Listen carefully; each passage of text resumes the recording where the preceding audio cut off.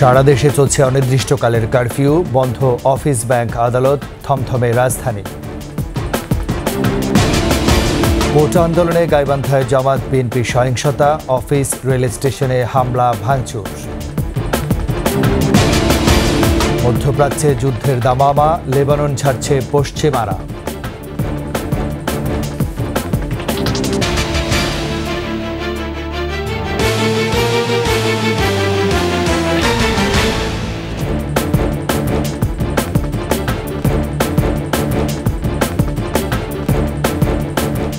শুনছিলেন first security ইসলামী bank PLC সংবাদ শিরোনাম। আমন্ত্রণ দুপুর 12টার 21 সংবাদে আপনাদের সাথে আছে আমি রাজীব জামান। আর দর্শক, 21 টেলিভিশনের সংবাদ একই সাথে সরাসরি দেখতে পাবেন আমাদের ফেসবুক পেজ www.facebook.com/2124 অনলাইনে। ঢাকা মহানগর সহ সব বিভাগীয় সদর, সিটি কর্পোরেশন, পৌরসভা, শিল্পাঞ্চল, জেলা সদর ও উপজেলা সদরে চলছে অনির্দিষ্টকালের কারফিউ। রোববার সন্ধ্যা 6টায় শুরু হওয়া কারফিউ চলবে পরবর্তী নির্দেশ না দেওয়া পর্যন্ত। নির্বাহী আদেশে আজ থেকে শুরু হয়েছে 3 দিনের সাধারণ ছুটি। বন্ধ থাকবে অফিস, আদালত, ব্যাংক ও পুঁজিবাজার। রাজধানীতে সকাল থেকেই নেই গণপরিবহন, তবে কিছু রিকশা, সিএনজি চলাচলে, অন্যান্য যানবাহনও চলাচল খুবই সীমিত। গুরুত্বপূর্ণ স্থানগুলোতে রয়েছে সেনাবাহিনী, পাশাপাশি রাস্তায় টহল দিচ্ছে আইন শৃঙ্খলা রক্ষাকারী বাহিনীও। কোটা সংস্কার আন্দোলনকে ঘিরে ঢাকাসহ সারা দেশে সংঘর্ষ ছড়িয়ে পড়লে গত 19 জুলাই রাতে সারা দেশে সেনাবাহিনী মোতায়েন ও কারফিউ জারি করে সরকার। প্রথম দিকে দিনে 2-3 ঘন্টা করে কারফিউ শিথিল করা হলেও পরে ধীরে ধীরে তা বাড়ানো হয়।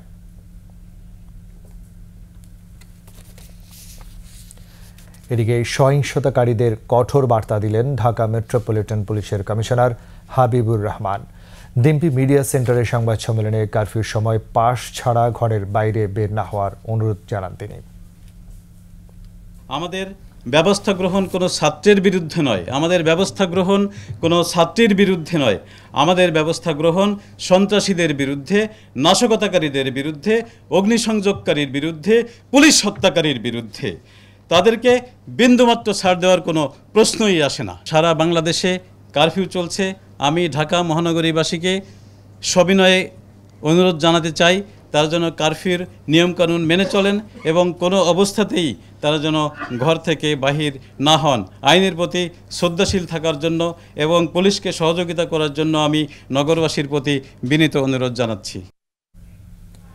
রোববার গণভবনে নিরাপত্তা বৈঠক শেষে জাতীয় সংসদ ভবনের টানেলে সাংবাদিকদের তথ্য সম্প্রচার প্রতিমন্ত্রী মোহাম্মদ আলী আরাফাত বলেন, পরিস্থিতি শান্তিপূর্ণভাবে মোকাবেলা করতে চায় সরকার, তবে বিশৃঙ্খলা করলে শক্ত হাতে দমন করা হবে।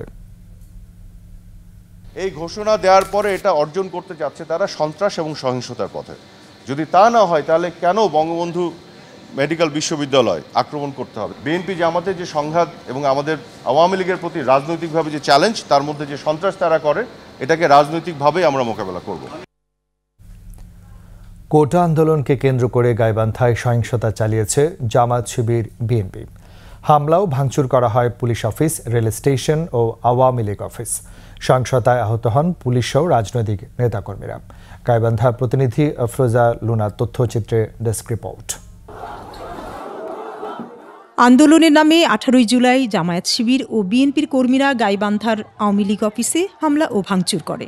সে সময় অফিসে ছিলেন গাইবান্ধার পৌর মেয়র, জেলা পরিষদের চেয়ারম্যান সহ আওয়ামী লীগের কয়েক নেতাকর্মী। হামলাকারীরা অফিসের বাইরে থাকা 11টি মোটরসাইকেলে আগুন ধরিয়ে দেয়। এটা কোনো মনুষ্যত্ব কাজ হতে পারে না।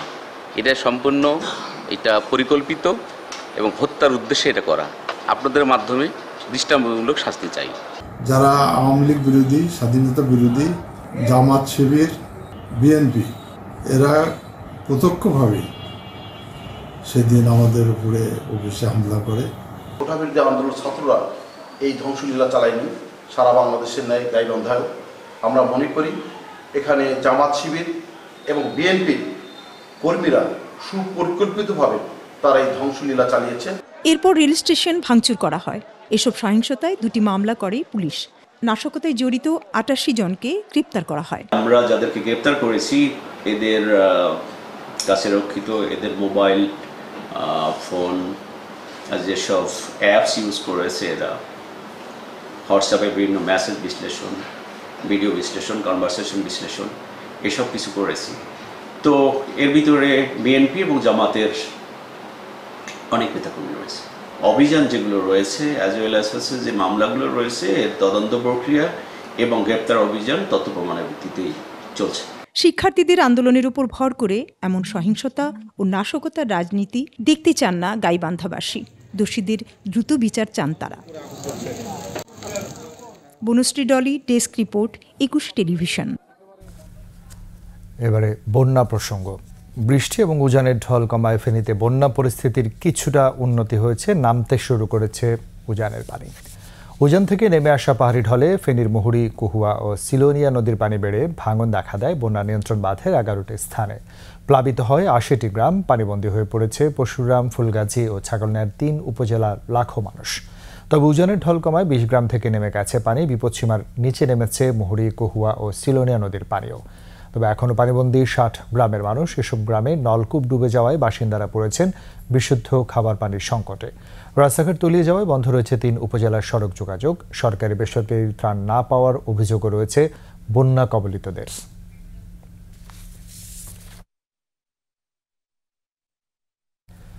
আন্তর্জাতিক। মধ্যপ্রাচ্যে চলছে যুদ্ধ পরিস্থিতি।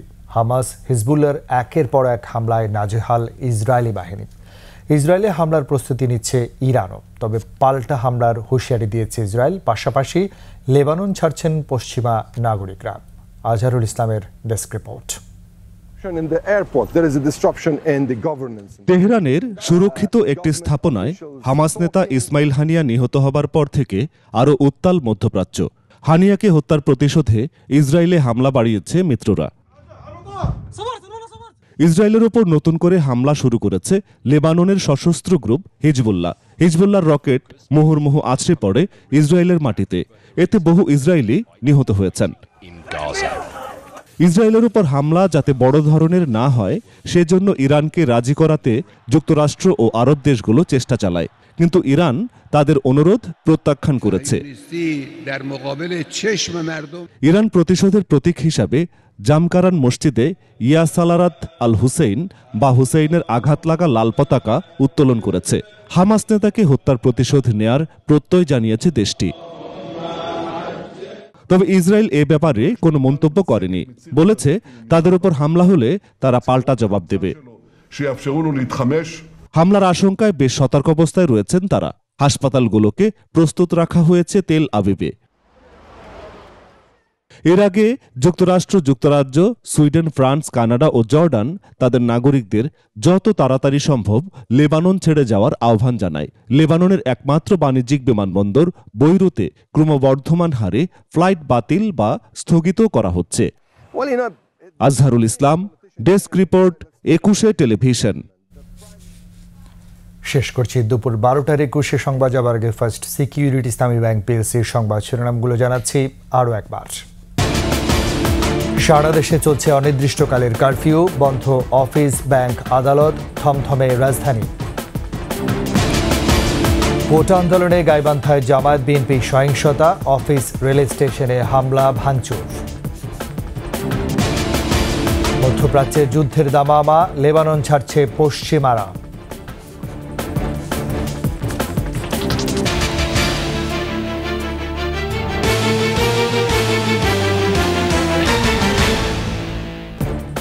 সবশেষ খবর জানতে ডায়াল করুন 2021 নম্বরে, আর ভিজিট করুন 21-tv.com এই ওয়েবসাইটে। ছাড়া ফেসবুকে ভিজিট করতে পারেন www.facebook.com/2124 অনলাইনে। এতক্ষণ সাথে থাকার জন্য ধন্যবাদ।